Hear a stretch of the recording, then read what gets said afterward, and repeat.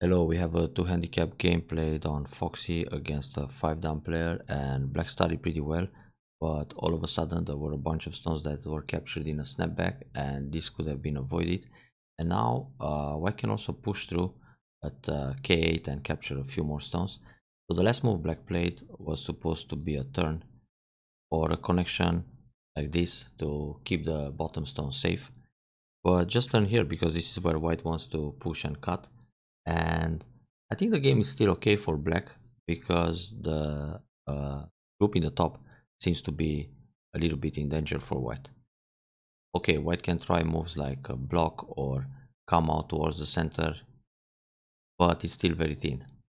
So let's check the opening. We got 2 handicap. White is playing a Hoshi, so he doesn't want to play anything complicated in a corner like a Komoko and go for other Kasekis, but this is just a matter of choice. Then black takes the empty corner, obviously. And white was supposed to attack that empty corner, maybe e16 or e17 to prevent the Shimari. Usually the Josekis that involve Komoku and pincers are more complicated than simply approaching a Hoshi. Here it's very simple. Black will defend, and that's pretty much it.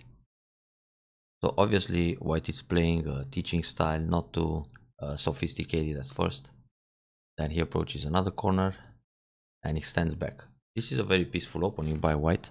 White can think of shoulder hit or attack the top left corner first, and then combine the shoulder hit with a one space jump in order to spread the stones all over the board.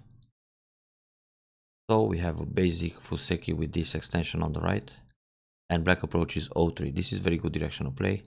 White pincers. Now here black has several options. Black decided to jump out, but the most common move is to go in the corner, in the Sansan. If white just blocks the right side, like this Joseki will end up gote for white. It's true white is going for a Moyo, but black got the corner in Sente, and now black can invade the right side at R12. So white's options here are either attach on top or double up to secure half of the Moyo, in which case black will just cover the stone in the corner. Now if white plays something like Q12, black will Nobi, because if black plays the wedge, the ladder that goes towards the bottom side is not working for black. So when white plays Atari and another Atari, black can start with Atari here, Atari again, and set up a ladder, but this ladder is broken because of this stone. So if the ladder doesn't work, then you don't wedge, but you can simply stretch, just Nobi here. So in this case, white will cover, black can push again, white will Hane once, and when black plays the Hane, white has to bump. If white Nobi like this, black will push along and then play a clamp and connect under. So the invasion is very successful for black, taking all the territory there. Therefore, white will bump, black will play Atari and Kusumi, then answer all these moves. If white covers, black has to capture the stones on the right side to stay alive, and now white will compensate, taking away the corner. So white got the wall. Oops. I mean, delete this one. So white has this wall and the potential in the center. Black scoop out the territory on the side and also got the base in the top, and as a compensation, white invaded the top right corner. This is a very common pattern actually.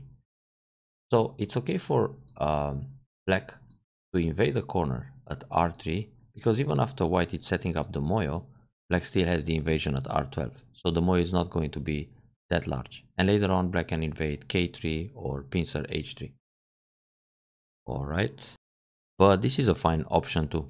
So jump out, white defends the corner, and jump again. Nice idea to jump again. Also, white can already think about shoulder hit L4 or a pincer like J4, because this is an ideal shape for white as well. And then when white jumps, this will induce the jump out too. White will probably protect the side because it just feels good to have all these stones on the 4th line, and then black can come in the center or go in the corner and see how white reacts, where white will separate. Actually, something similar happened in the game. So with this move, if white protects the bottom, black will obviously enter Q8, then white will secure the corner, and black can just add another move to keep everything connected. It's a light formation. Seems like not going to build that much, but at least black is safe. And he still got the advantage of the 2 handicap. R3 is very good. So instead of jumping right away, black should really consider J4 or go Sun directly. If white separates like this, black leaves in the corner, then white still needs something like J4 on the bottom side. And having the 2 stones here, black doesn't necessarily want to jump out now. I mean, the way to reduce can be a shoulder hit like this, or push, hane, and then jump along, or jump even further to reduce the moyo. So back to the original game. So we have a Sun invasion. In this case, white didn't block the right side to allow the connection because white still needs to come back here. So white separates all the way. This shows fighting spirit. Makes sense. Black can play this peep because if white is ambitious and pushes down, then cuts, black can capture a stone, give up the corner, then push through. This push will be sente. White needs to connect here, and then all the stones are connected again. Now black can invade the right side. So this trade feels okay for black. Therefore, when you peep like this, white needs to connect, and then you can defend S6. S5 it's an option too, but X6 will give life in the corner and go further into the side. So we have Keima in this case, which is also good. Normally here white plays a double up or a Kosumi, so it prevents black's jump at R7. When this happens, black can play a peep and then just play away. Yeah, something like that happens, so take a big point. Even though it feels a little bit urgent to do something with the stones in the center, I mean, play a peep and then, for example, a jump like this, then a push and a block. So don't let the stones die just like that. Anyway, this is a large point. So white is going for the middle stones, very calm. It's good to play that peep, but then you should connect solid. So now white has to come back and protect here. If you play this hane, white can play Atari in cente and leave the position like this and invade the left side, for example. It's not so big for black to jump here right now. More like endgame. So white block the side and black push in cente. That's very good. This creates Diagi again and it's cente. Now black should extend on the left side to D10 because this is ideal for the Shimari, first of all, and it should be high because black has a low stone at C6. If you extend low instead, so like this, it feels a little bit flat with C6 in place. But if C6 is a D6, then it feels good to have C10. So in this case, D10 is the move. Yeah, this attach is going to make white a little over concentrated on the bottom side, but it can be gote. So instead of pushing here, white can enter the left side. Now when black attacks like this, white makes a base this way. When black approaches from the bottom, white makes a base towards the top. But white pushes from behind in order to expand the bottom moyo. Han is good. Cut is fine too. Here black can also go down. It's always okay to descend and sacrifice both. White will block here. And then instead of Atari, just double Hane. The Atari is not necessary. It's obvious that you want to play Atari here after the double Hane also. So when you double Hane, if your opponent plays Atari and a double Atari, you come with double Atari from behind and catch these stones. Therefore, it's better to have G2 in place because this will capture the other stones too. So if this happens, white will get ahead, then black can push along, white no B again. You have, you just capture the stone. And later you have this Hane, Atari, everything cente. But it's not necessary to play those moves because for black it's also fine just to go down and threaten to save the stones, so white needs to capture here. So we have Atari, Atari, then connect. This is good. Now when white play the Hane, black should immediately play Hane also, because this is threatening to get inside and save the stones. So white needs to no-B. This is a good exchange for black, and the extension should be on the high point, so D11 here. Low, it feels like black just wants to be safe because he's playing a stronger opponent and He doesn't want to risk with this kind of move. It's a matter of mindset. But it's super important to play this one and then Atari again, because this will save the middle and fresh white's moyo. So going low for safety, white immediately spot the important move. J8 was really a pivotal point both for white and black. So remember this hane. Even if a white plays double hane, you can Atari, extend, then white needs to come back here and then you extend on the left side. So you're obviously going to build a bigger box on the left. White got inside, but here black can play another big point such as K16. So for now, white has this big box on the bottom, but black got the left side and the top and this tiny corner. So black should still be good. Favorite to win the game. Now white tries the classic AI tsuke, which black can just block and keep the corner, because in this case, there is no room for white to extend. I mean, the extension is already taken here. So this is a much simpler variation. When cut, you just turn, if jump, capture the stone, white comes out. But even if white escapes this way, black gains a lot in the top and keeps the corner. So tsuke here, it's just a simple option. I mean, sorry, when the tsuke is played at d16, black should hane and keep the corner. The other hane can be more complicated. And now the variations here are like this. You cut and then connect. Then when white plays Atari, he needs to play Atari like this, then come out, catch the corner. He plays a hane here, in which case we can hane and just protect against the double hane. On this Atari, you must turn or take the stone. And then when white connects here, black will catch the stone in the corner like this or like this. And this is fine too. Black keeps the corner again and white needs to stretch out and make a base in the top. But the left side is still very impressive for black. So the options are cut like this, or you can play Atari this way, let white live in the corner, something similar to the game variation. And then go for a lot on the outside. So let's see. Just connect. White protects. Atari. Here black can just go up. Then white needs to go down. Hane block. Atari connect defend. White needs to stretch, block, and white has to leave. Otherwise it's an L formation. So if white plays away, just hane and the group is dead. So it's much easier just to go up.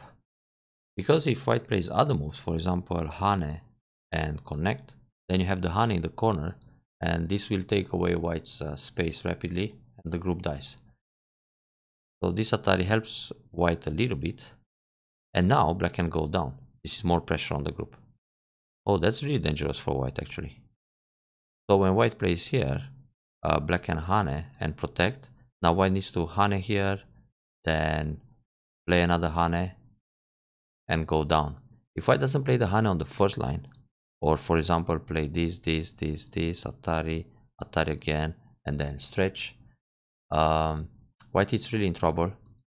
So this is another way for white to leave, but well, it's just a 6 points life and black is happy with the center.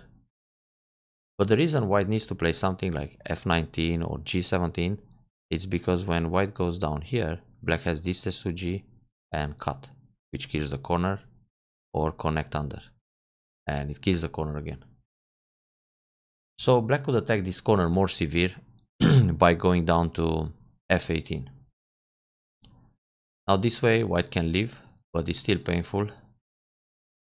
And here, instead of the tiger mouth, black should capture the cornerstone. This is sente. White needs to go down to stay alive. And now black can decide whether to play here or maybe a middle side extension in the top, because this cut it's really not a problem. But the capture in the corner is important. So if white ignores this and plays something here to reduce the top moyo, black can kill in using the vital point like this unconditionally. So when white connects, just hane and descend. Now sometimes people play hane first, thinking this is a bulky 5 and then hit the vital point. But with the hane, this gives white the option to play a ko. because white will take the vital point, and on the Atari, white can block and fight the call. Therefore, in order to kill this group, you gotta hit the vital point first. If white goes in the corner, you just have a double Atari and it's done. And if white protects here, now Hane, and it's only one eye. So when white protects this way, Hane, if white plays here, Hane again to take away the second eye. So those points are Miai. That's the way to kill. Therefore, it's sent to capture the stone. So if you recognize the Tsume go in the corner, then you capture the stone in Sente and then play away. But okay, this capture at B17 can be played anytime. Like now, for example. So white is playing some desperate moves inside black's Moyo. Here black should play E9. It's very difficult for those stones to survive or to get out into the center. Even if white plays moves like this and bump, then Hane, it's not very easy to survive.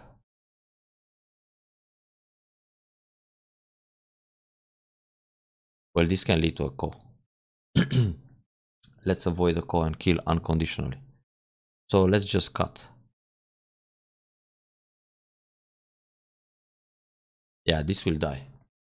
No way to do anything. Oh, oops. My bad.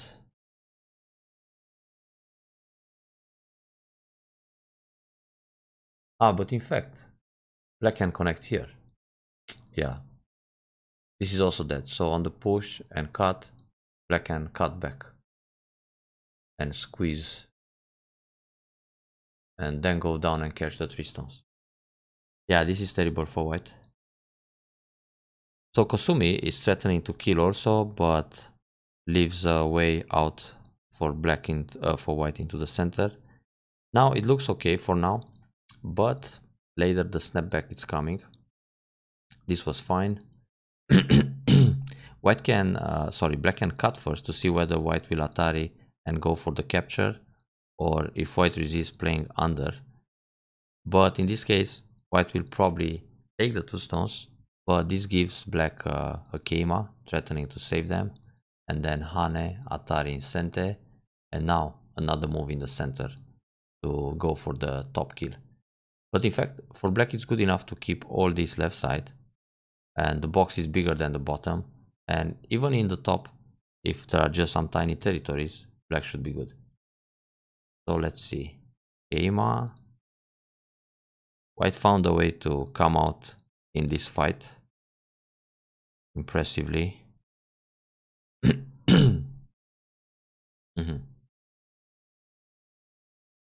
So black takes a Ponuki, and here there's a little bit of Aji.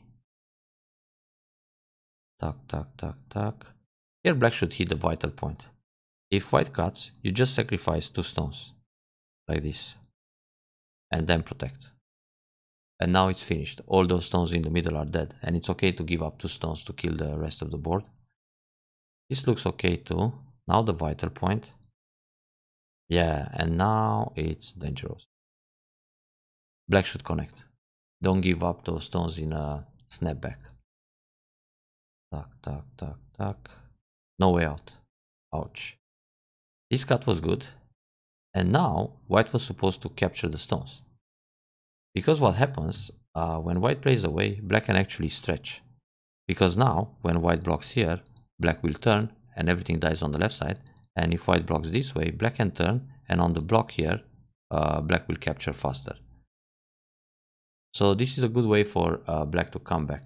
It was really good to cut the G10 because it took away liberty, and white kind of overplayed here. White should take the stones, which is normal, and then black can take the extension in the top or play the cut to get everything center here, and then go for a kill on a large scale, such as this. So even if white goes here, we have this in center, and then take the base with this move and connect under. So the game is still okay for black even after losing that snapback on the left side. So instead of turn, always cut, because it gives you more forcing moves. If white plays here, you come out. If white plays here, you come out again. If white connects, you can even save the stones. And if white goes for the capture, this is all forced. Okay, you can just play Atari, or you can play Atari like this, then 2 more Ataris from behind, then the Hane, then Atari here, and then go for the kill in the top. So all the time when you have this formation with 2 stones on the second line, it's good to sacrifice both and get more forcing moves, because when you turn, white plays Nobi.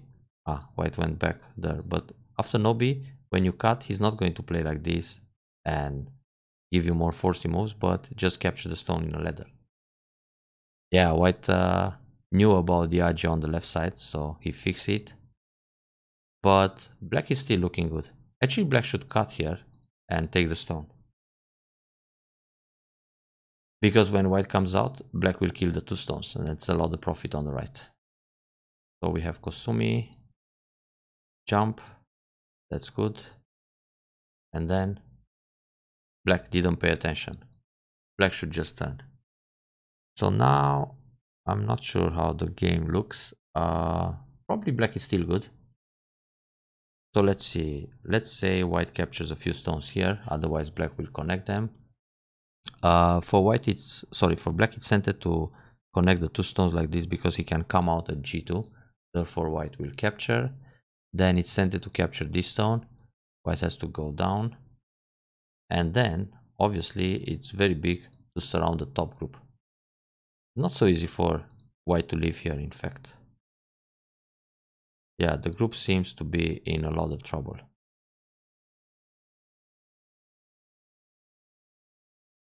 Yeah, very difficult to live now. 1 eye only.